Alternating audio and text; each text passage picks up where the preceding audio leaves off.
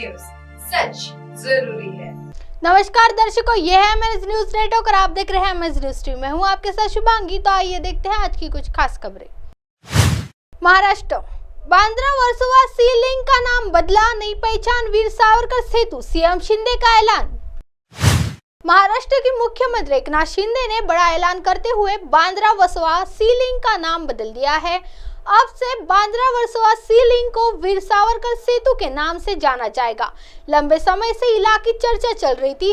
पहले ही कहा जा चुका था कि राज्य सरकार 15 वर्षों लिंक का नाम बदलेगी।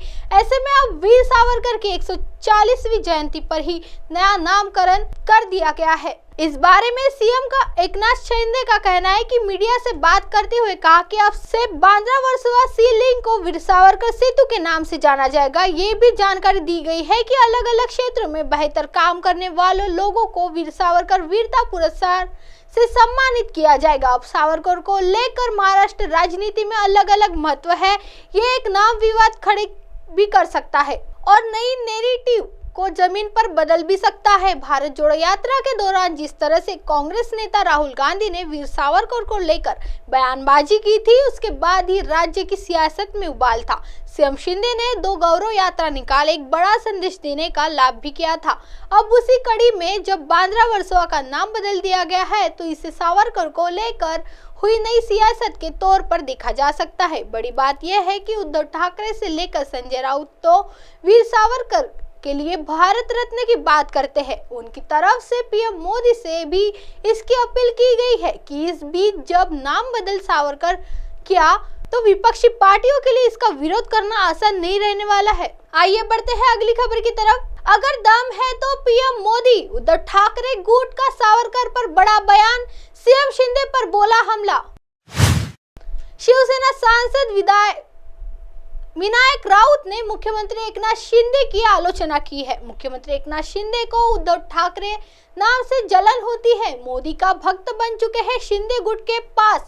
अब उद्धव ठाकरे और हमारी पार्टी की आलोचना करने के अलावा कोई और चारा नहीं है। शिवसेना समेत विपक्षी दलों ने नए संसद भवन के कार्यक्रम का बहिष्कार किया है। शिंदे का निशाना और राउत का जवाब। इस पर मुख्यमंत्री शिंदे ने मजाक उड़ाते हुए कहा कि लोगों को अच्छा उपाय बताकर पेट दर्द से निजात मिल जाएगी। इसका जवाब विनायक राउत ने दिया है।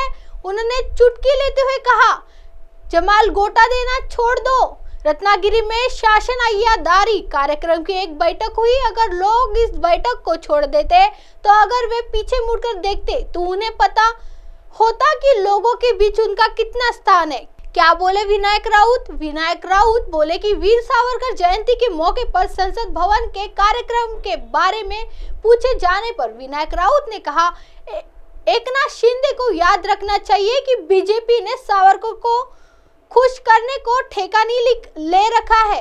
बाला साहेब ठाकरे ने शिव तीर्थ में सावरकर का पहला स्मारक बनवाया। राउत ने कहा, ऐसा नहीं है कि एकनाथ शिंदे सिर्फ इसलिए बड़े हैं भक्त बन गए हैं क्योंकि सावरकर की जयंती दिल्ली में मनाई गई थी।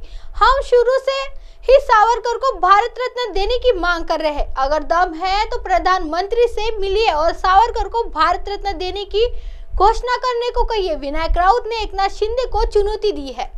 आइए बढ़ते हैं अगली खबर की तरफ। सुरक्षा बलों ने अभी तक 30 आतंकवादियों को मार गिराया। मणिपुर के सीएम ने शांति बनाए रखने की अपील। मणिपुर के मुख्यमंत्री एन बीरेन सिंह ने रविवार को कहा कि हिंसक घटना और नागरिकों पर हमला को रोकने और राज्य में शांति बहाल करने के लिए सुरक्षा बलों के अभियानों के दौरान अब तक लगभग 30 आतंकवादी मारे गए हैं। इससे पहले सेना प्रमुख जनरल मनोज पांडे ने सिंह से मुलाकात की और मणिपुर में मौजूदा सुरक्षा स्थिति शांति बहाल करने के लिए सेना द्वारा उठाए गए कदमों पर चर्चा की। सीएम ने यह बात मुख्यमंत्री सचिवालय के दरबार हॉल में मीडिया को संबोधित करते हुए कहा कि उन्होंने कहा, नागरिक आबादी के खिलाफ परिष्कृत हथियारों का इस्तेमाल करने वाले इन आतंकवादी समूहों को जवाबी रक्षात्मक अभियानों से लगभग 30 आतंकवादी विभिन्न क्षेत्रों में मारे गए हैं। कुछ को सुरक्षा बलों ने गिरफ्तार किया है। उन्होंने आगे कहा कि पिछले 1 या 2 दिनों में घाटी से आसपास के इलाकों में नागरिकों के घरों पर हिंसक हमले तेजी से हो रहे हैं, जो अपनी ताकत दिखाने के लिए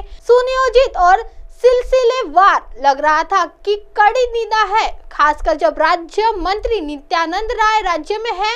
एक अधिकारी ने कहा, हमारी जानकारी के अनुसार काचिंग में, चुराचंदपुर में, कांगवी इफाल पश्चिम में, कांग चुप इफाल पूर्व में, सलोलंगम बिशेनपुर में, निंगोइपो की इफाल पश्चिम में, खुरकुल और कांगकोपी में वाईकीपीआई से गोलीबार की सूचना मिली है। इफाल पश्चिम के उरीपुक में भाजपा विधायक ख्वारी कपम रघुमनी सिंह के घर में कथित रूप से तोड़फोड़ की गई है और उनके 2 वाहनों को भी आग लगा दी गई है। अब आप हमारे चैनल को आपके मोबाइल पर भी देख सकते हैं। मोबाइल ऐप पर देखने के लिए play store MS news T app download करें।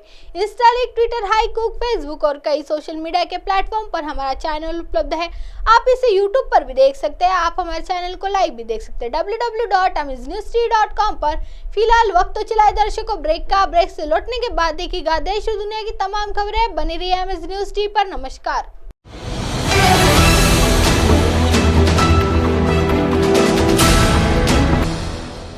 ये है MNS न्यूज नेटवर्क और आप देख रहे हैं